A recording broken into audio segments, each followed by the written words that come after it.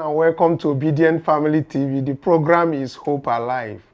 Yes, there is hope, especially as our own P2B's Excellency has been touring the northern states, as we can see, from Sokoto to all the way to Lagos, going forth and all the places, as you know. So, now good morning, afternoon, and evening, depending on our time zone. Today, we don't come make we talk wetin dey happen. But the first one where we want make una know, say, P2B don't they go around. It's like a tour of the northern states.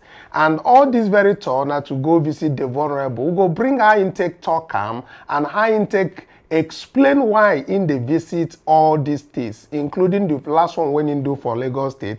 And as a land back for Abuja, high intake deal with the same people we'll be saying our people for Abuja. We'll go bring that one come. Then this issue of 137 released abductees, that is the people we'll be say then carry from school children, that from Kaduna State. Well, we thank God say they don't release about 137 of these school children, and the remaining ones will be say they stay. Them promise say they go release them soon. And now release we talk no be say na rescue. But waiting with the year where they come out from Agbado people and from FG themselves, will be federal government, then talk say then they thank the military intelligence, then they thank all the service chiefs, then they and they not even remember the people where they call negotiators, the people where Kaduna state government call say make them go negotiate for the release of these people. Make we not even carry our mouth, put chook inside about how much money or the ransom where they pay for inside. But all those things go soon come out. Then we go join the issue for this Binance executives will be saying and talk say they arrest for Niger as they enter. As the news where they come out from that side say one man don't escape. Carry come on. Person will say it dey under national security, under Nigerian Serious Intelligence Agency warehouse and I be what you call them guest house. Don't escape. Not be say escape run inside bush or a pass through international airport fly come out. Now the kind news where they come out from Niger. But we'll get all these plenty things where we want talk, and not be only me go talk I get Divine for studio.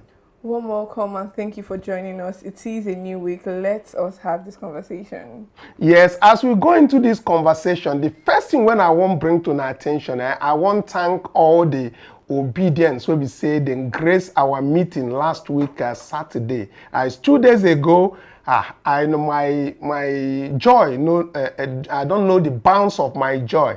I thank you all for coming for that meeting. And what came out of this very meeting is very, very interesting, especially as one of our own, one Obidient family member, who is a cooperative member also, did an extensive and massive input, which is to say the registration of Obidient Cooperative Society in Delta State, in all the local governments that is going to pay, is going to finance it. So please, let's give him an applause. I will find out from him if you wish to be mentioned, but for now, I'm going to say we thank him, and all people in Delta State don't have to worry again to make payments for the registration in all the local governments on Obidient Family Cooperative Society. We'll get back to that very discussion as we continue to get it across the whole states in the federation, in all the local governments. Now let's get back to the what we want to. Let's start with our own P2B.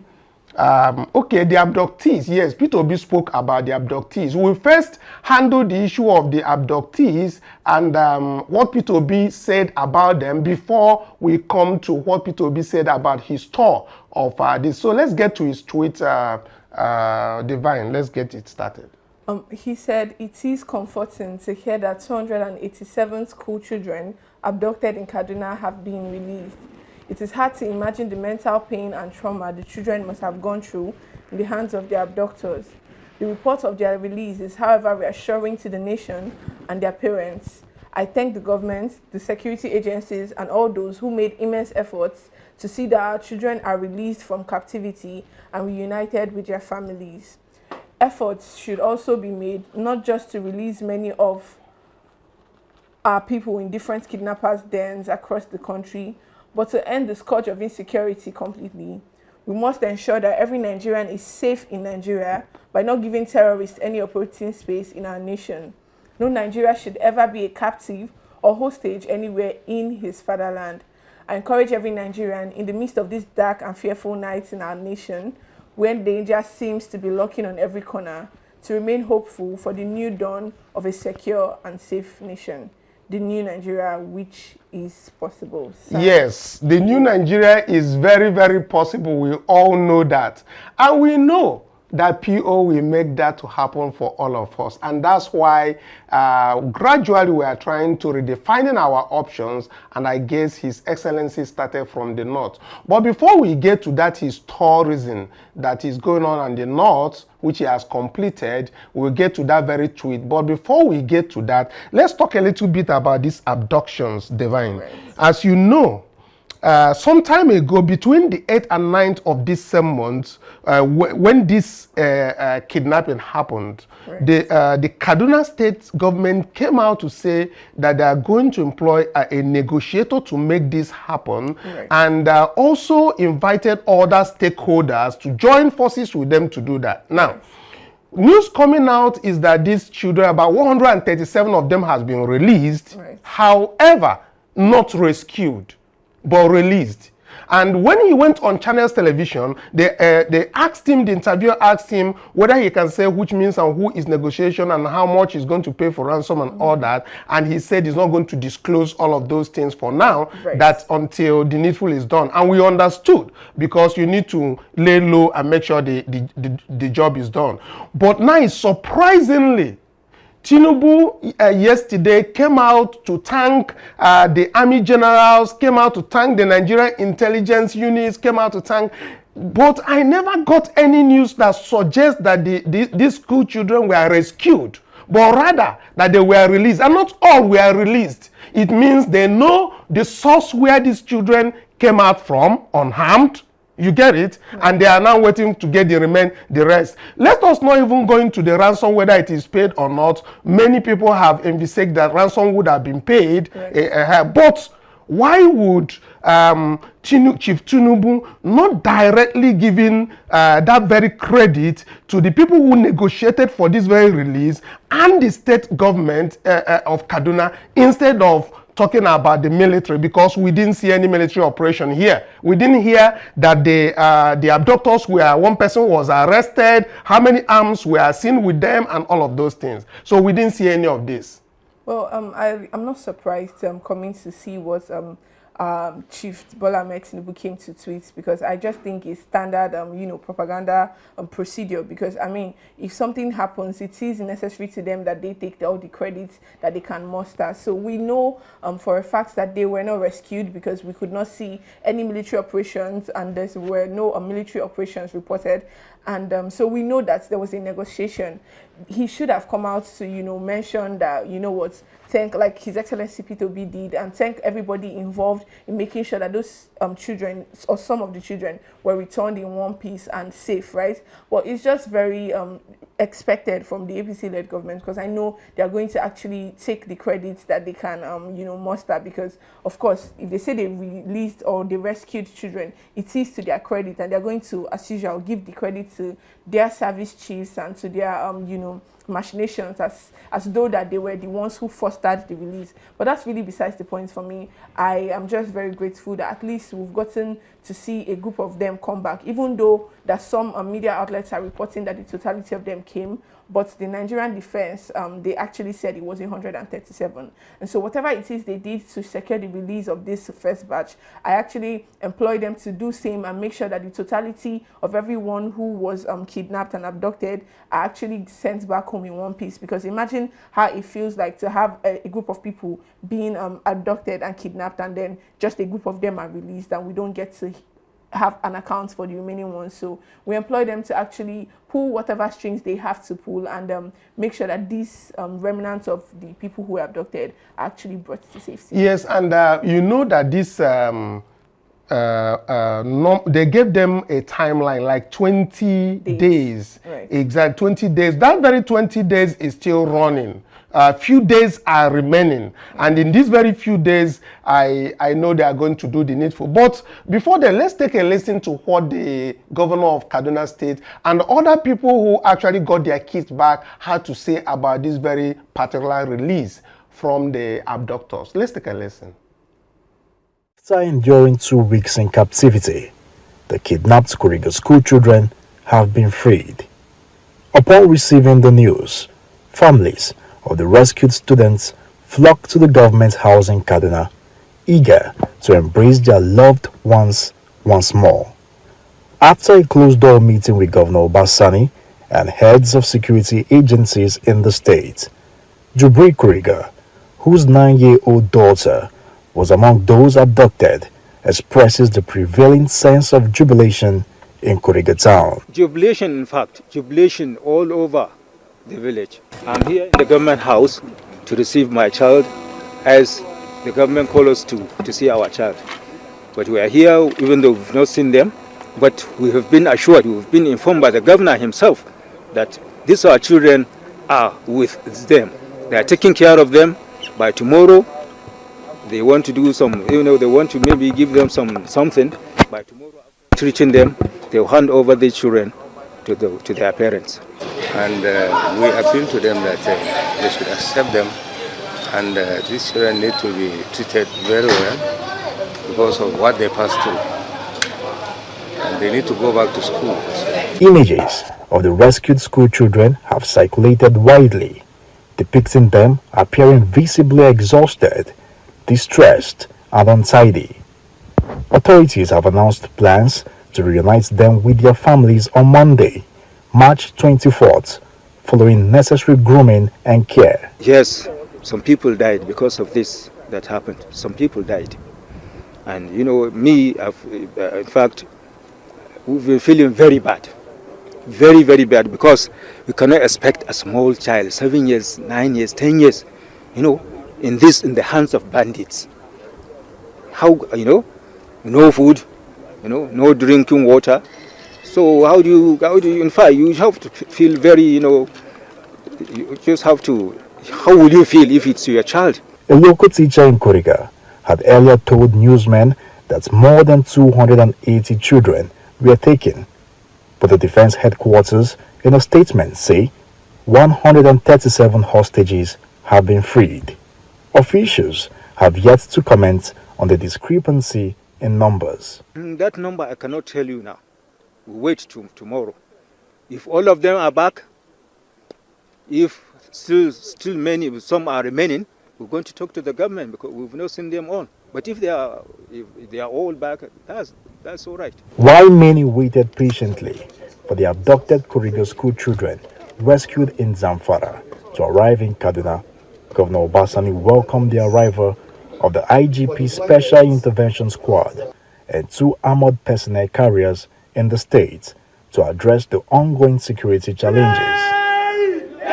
The squad, consisting of 200 specially trained police personnel, aims to combat banditry and terrorism. I also want to commend him for supporting us to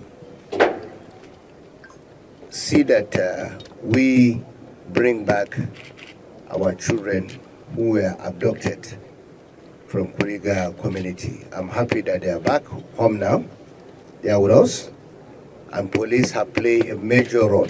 The governor appreciates President Tinubu, the National Security Advisor Nuhu Ribadu, and all security agencies for their efforts in ensuring. Yeah, so this is Governor Obasani of Kaduna State, who came out to also to showcase the fact that these very abducted children have been released. but certain factors are still unexplained, really. Coming back to you, Divine, we are very happy, like you said, about these children being released, but there are questions that still remain unanswered. And one of the questions that remain unanswered is this, don't you think that this is really some kind of conspiracy going on between the abductors and the release? You understand? Because these very children, somebody really needs to take responsibility for what really happened. You understand? And we have not seen one person. We did not see a joint tax team that went on this very rescue. We did not see anybody being held hostage, you understand me, as a result of this very release. Nothing. So certain questions are still not being answered. Well, speaking of questions, I want to lead with this point that was raised by our very own Rufai from the Arise News, right? He said, why is it that after every rescue mission, we don't hear of the arrest of the terrorists, and the need to step after the rescue should be arrest the terrorists so that they don't kidnap again, which is one of the valid questions and when we're speaking of unanswered questions. Because but I want to state it. Yes, Rufai might be asking, in the case of rescued, these children released, it was not rescued. Still, it doesn't actually deviate the fact that we actually need answers as to who were the terrorists, and we need them to be brought to book. Exactly. Right. So the conversation now is barely about whether they were rescued or released. The point is that we have gotten our children and the children that we actually want them to be back to their parents. It is just that the fact that we can obviously tell there was a negotiation. We don't know on what terms they negotiated. All we heard is the victory part, that some of these students have been released.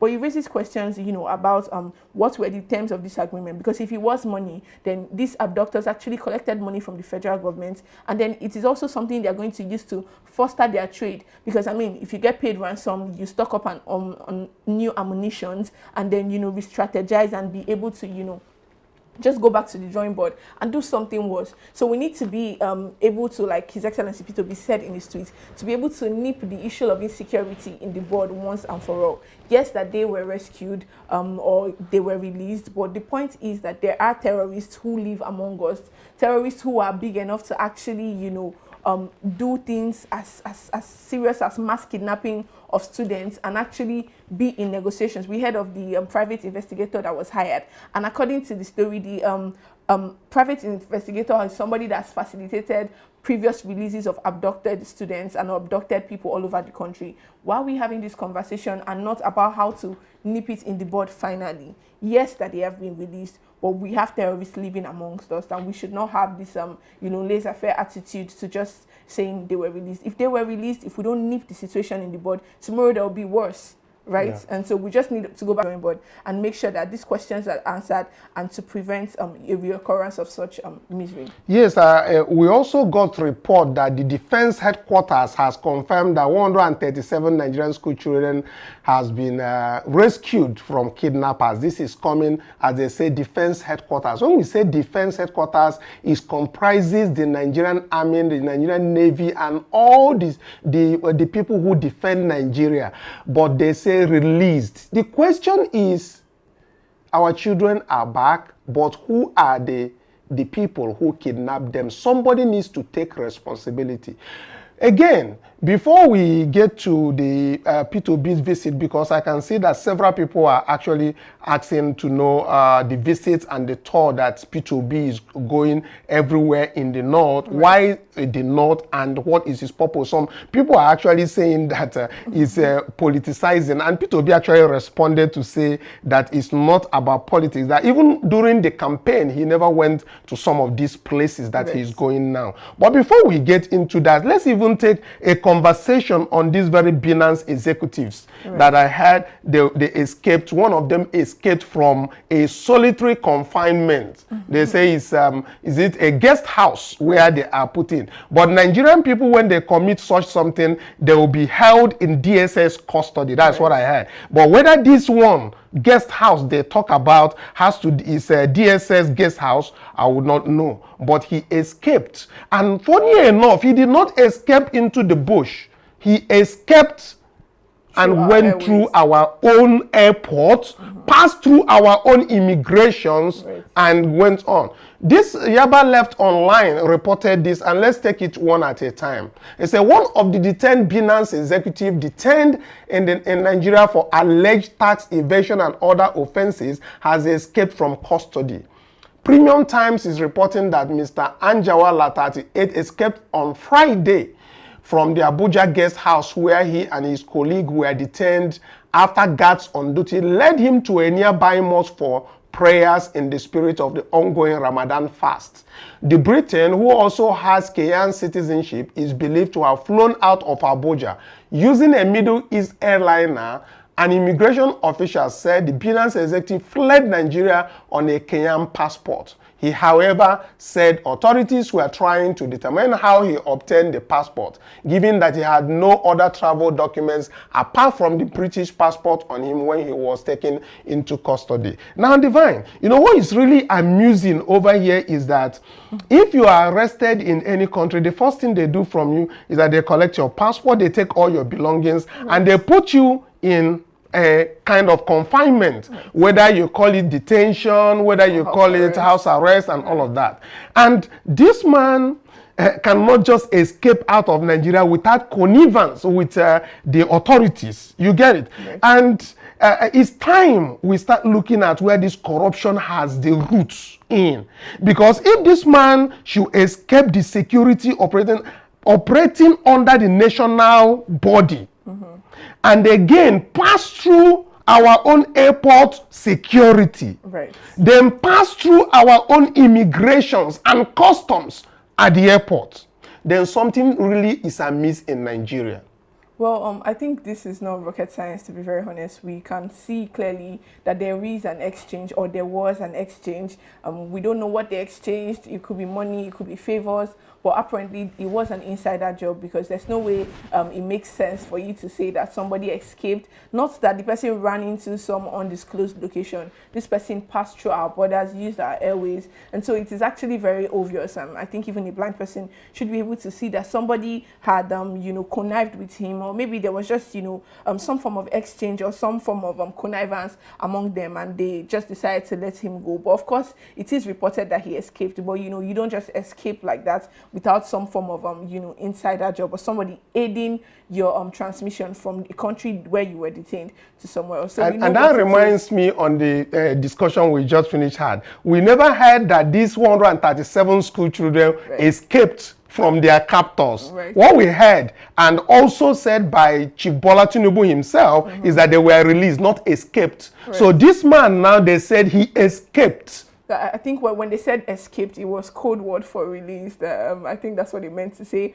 Or maybe it was just usual propaganda that they had to say escape, because it exonerates them from the burden of, you know, accounting for what it is, or the man that was kept in their custody. That's why they use the word. Because I think the thing with words is just that they just decide to use the ones that exonerate them of any form of blame. But we know what it is. We know it is beyond just them, this person escaping. It is that somebody was, you know, would I say, somebody actually played a role in actually him escaping. But of course, it's going to be reported that they escaped. But we know they did not escape. Somebody facilitated their movements, and someone should account for that. Yes, and who are being held responsible to this? Nigerians, please go to the comment section, like and share. Tell us your thoughts on this. We are not against the Binance executive, because if from our own perspective, they were unlawfully seized in Nigeria. They came to visit in good faith to have a discussion with the government, but the government turned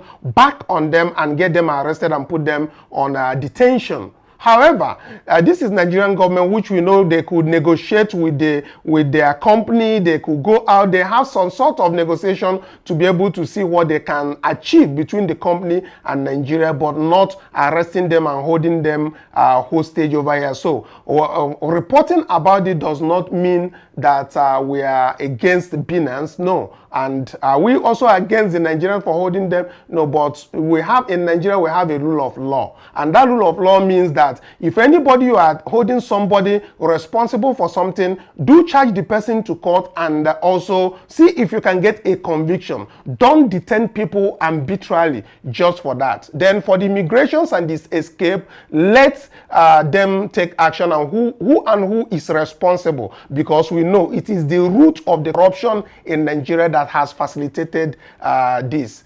Then, for the people who said that P2B going around is just about eye service, is just about this and that, a lot of questions.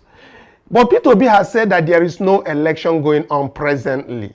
And in his own word, I did not come during election. That is what P2B replied, those accusing him of playing politics by going around the northern states, donating boreholes and other things. But before we get into his tweet, let's even hear from P2B himself on what he responded in Lagos after he left the northern states to answer some of these questions in Lagos. Then we'll come back and see what he said on his tweet platform.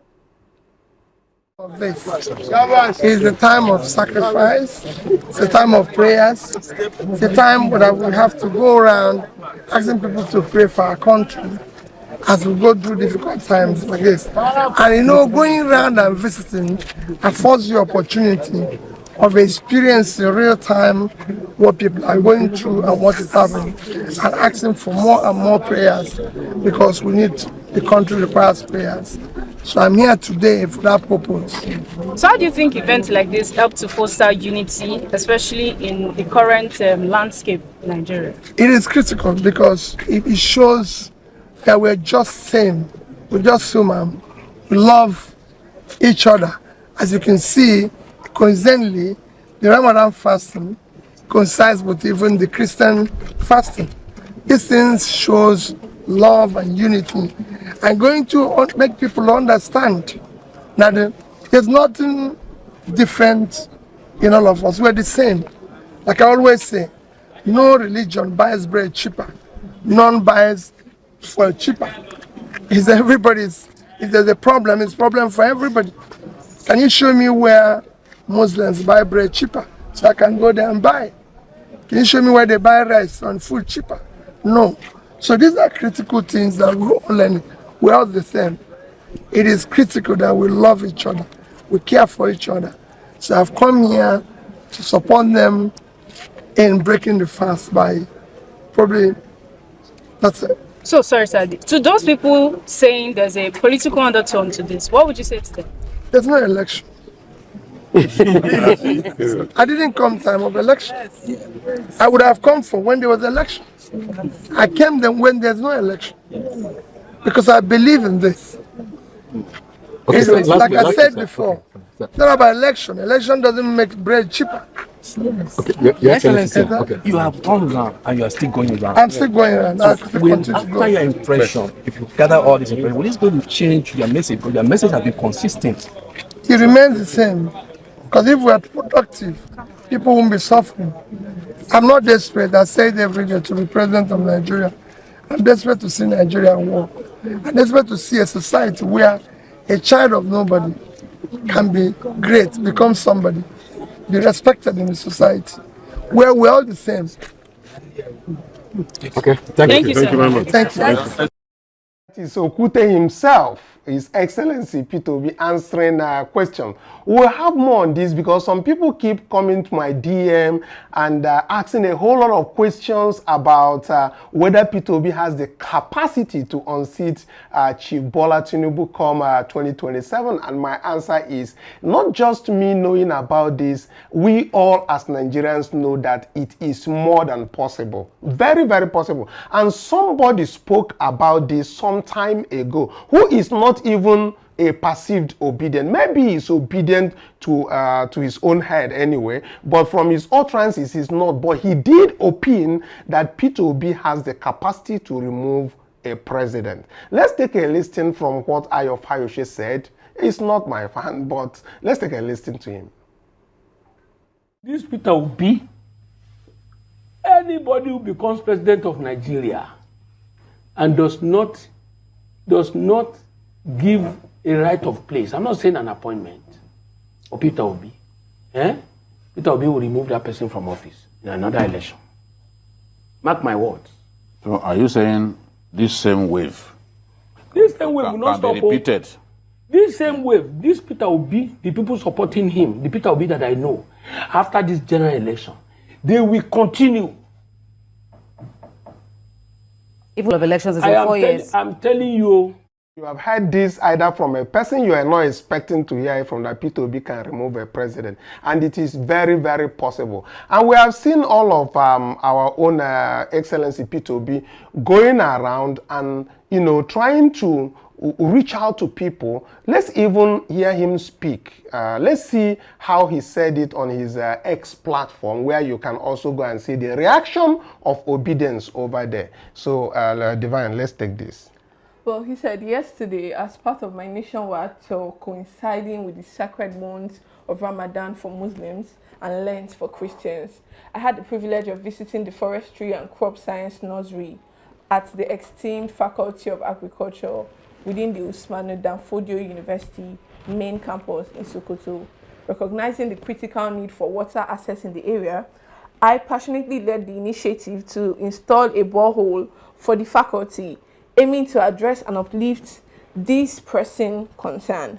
Professor Lawal Suleiman Bilbis, a respected figure within the faculty, extended heartfelt appreciation, acknowledging this endeavor as the first non-governmental project directly benefiting this facility. This underscores the profound impact of sustained efforts towards advancing educational and environmental sustainability goals. From Sokoto, I traveled to Kebbi State and continued with similar gestures, starting with a courtesy visit to His Excellency Governor Ahmed Nasi Idris. Subsequently, I paid respects to the Emir of Gwandu and the chairman of the Kebbi State Council of Chiefs, Major General Muhammad Liyasu Bashir, retired, in Benin, Kebbi, fostering stronger ties and mutual understanding before proceeding to inaugurate a borehole I donated to the Anguan Hutawa Nasarawa village, Nasarawa district, behind the Army Barracks, Benin Kebbi local government area of Kebbi State. Returning to Abuja, I joined my fellow Christian faithful at the Meitama Holy Trinity Catholic Church to observe Palm Sunday, emphasizing the spirit of unity and inclusivity that underpins our nation's diverse fabric. Based on my experiences during these tours, I firmly believe that a new Nigeria is possible. If Peter Obi says that that he believes, based in all of this, fostering stronger ties and all the other things he spoke about, and based in all of this, that he firmly believes that the new Nigeria is possible, who are you to tell us that a new Nigeria is not possible? Who are you to tell us that? And who are we to believe you? A new Nigeria is certainly possible, whether you believe it or not. The hope is still alive, and that's why we're here every day talking about this. Now, before we take you into what Peter Obi came out with and the donation of the borehole to the communities, we want to bring you the video where the people who accompanied him spoke, and all the things that were inside the whole story of his tour around and talking to people and everything inside. Before we get to that, because that video is probably up to 7-10 minutes long, so before we get to that very video, let me first appreciate the Obedience who are here and the well-meaning Nigerians for attending our last Saturday's meeting. And again, I want to appreciate especially our own Obidient, who says he's going to take all the financial implications associated with the registration of the Obidient Family Cooperative Society in Edo State. Meaning, if Edo State has 25 or 30 local governments, he said he's going to finance the registration fees of all the cooperative society. So we are expecting people to support also on this. We are not asking you to send us money. We're saying we want to build a stronger ties. We want to make sure that before the 2027 comes around, that we have a very strong base in the all governments and in the form of Obidient Family Cooperative Society. So if you wish to join us again on Saturday by 9 p.m. as we have all agreed to meet again, so that the people from Kaduna State who said they are going to go to their local government to inquire so that they could register. We have people who came from Edo State. We have different people who are in different states who had promised to go and get that registered, and it is per local government. We want to get your reports back on Saturday so that the foundation that we are laying to start up on this Obidient Family Cooperative Society could be very well prepared. As for where I am, it's already done. If you check out from even at our own description now, you will see the Obidient Family Cooperative Society has already been registered. You even have a bank account and all of that. That is for the cooperative society that is within the local government where I am, which has been registered. And that is what I'm expecting to come out from every local government. We have about 770 something local government across Nigeria, and we want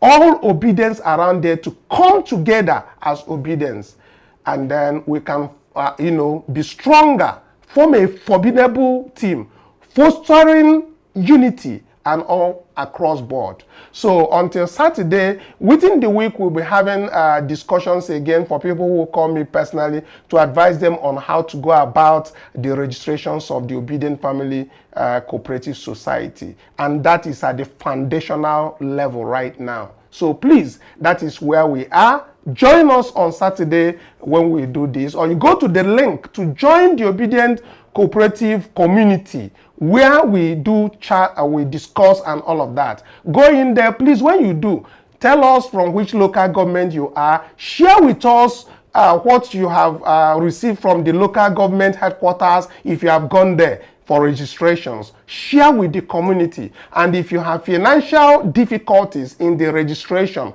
of that particular local government, of course, share with us in the community, as we now have people who will assist to make sure that these very cooperative societies are properly registered in each local government, and they are now, before they will be financially put together to do certain functions that we want them to do. Now, enough until I come back again in the evening. Of course, my promise to them is that I'll keep bringing this up to the Obedience so that they know where we are headed. As we already said in Abuja this time we met, we are redefining our options. Please join us now to make to form a formidable team that can withstand anything in Nigeria, to make a new Nigeria possible for us. Do indulge us. Click on the link there to join the community, or send it to the group that needs it more, so that this registration can happen in each of these local government. Thank you very much. Then let's take the tour, the video of the tour that Peter Obi and his team went to the northern region, where we are also asking everybody over there to join this cooperative so that we keep our interactions in place. So let's take a listen to that. And until then, I will meet you back in the evening. Bye for now. Live, we are here in Sokoto doing our humanitarian water project in the northern part of Nigeria. So anybody who does not believe that we are accepted in now, this is the reality that you are seeing right now. Yeah, that's what's up. So good to see you. I'm so excited to be here. We've been friends on Twitter and all of that. But today we're here with His Excellency and he's doing. Talk to me about your feeling. What's your take? Actually, I'm really very happy to see him come here in my state.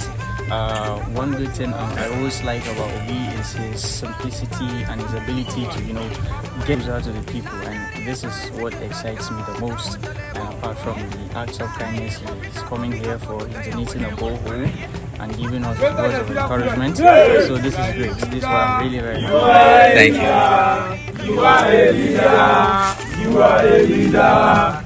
You are a leader. You are a leader. You are a leader. You are a leader. Advocates, Kosa, Suprema's Kiki, Kadamenta, Wiki, Wana, Kosa, Kosa, Kosa, Kosa. mu ji ne Peter Obi ya zo garin ku. Peter Obi ya zo birnin Kebbi ya kawo mana alheri kuma Allah ubangiji shi taimaka shi Allah ya sa shi shugaban kasa. Wa kuma Peter Obi ya zo birnin Kebbi ya gyara makarantun ne ya yi bohol ya biya abubuwa ya kawo abinci Allah ka yi mai president. Allah ya taimaki Peter Obi ya to garin ga ya saka bohol Allah shi ne shugaban kasa ya kawo abinci da aka muna godiya Allah shi ne shugaban. Wai ya zo wai lokacin hazumi kuma ya zo zai breaking fast da ku kun ji daɗi ko ba ka ba? Mun ji daɗi ya zo lokacin azumi kuma Allah shi ya taimaka shugaban kasa. Mun ji daɗin tuhuwa kai Allah shi shi fere. Saboda mu dama shi Peter Obi ne muna ko last time da ya kawo kamfe ya zo ya zo fara sarki mun sa muna tare da 100 by 100. Obi aka magana Obi President Obi.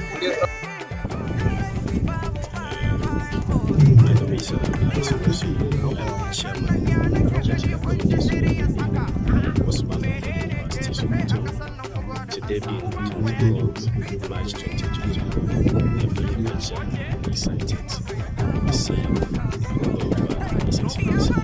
Who is the University? University specifically forcing us in order to commission the project done waterborne. As you can see it here, the project will really assist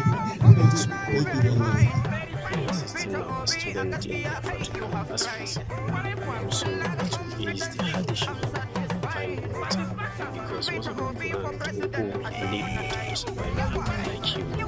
So we're very much grateful. Really appreciate this coming from the university.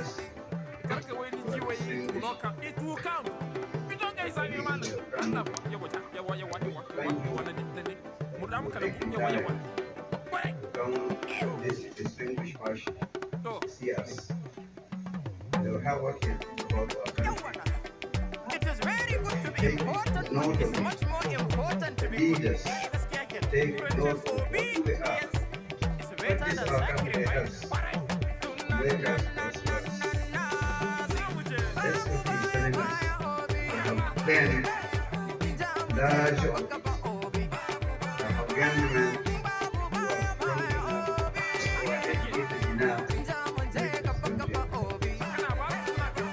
They can just advise. They did a great, very good.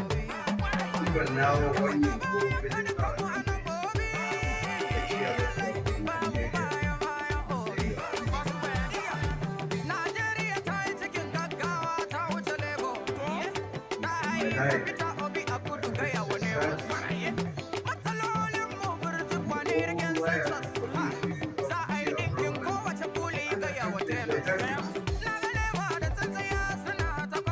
Who scam you?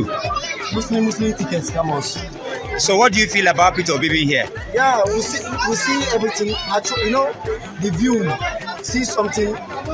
What did he do for you? We make a boreholes, not borehole. Boreholes is here. And you're happy about it? I'm very happy about it. Tell the world. He's the first president that come here and do something for us. Yes. First contestant of presidents. Welcome.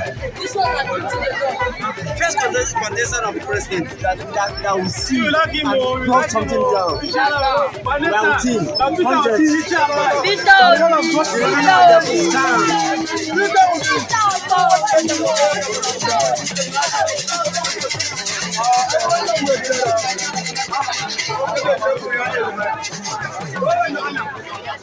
I'll bring our auntie. Which one? She dey come. See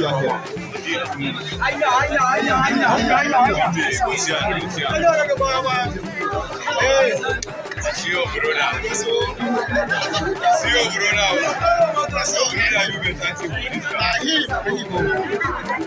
What do you talk? What do you talk? You do better thing. What do you do? You do all for us. When are they happy? We are happy. Over 30 years. When I go vote for them. One time. You say what? The first time.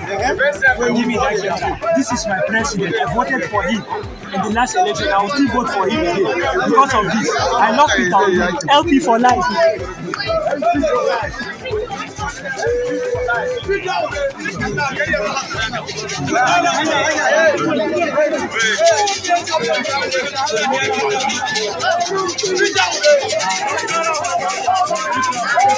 You can see for yourself. You don't need nobody to tell you.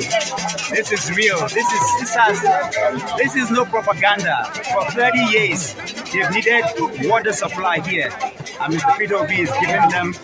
He's breaking fast with them. He's ensuring that they have water. You would hear from some of the videos that I've done right in the mosque here. The Muslim community love him, and they're grateful and happy that he came here to be with them.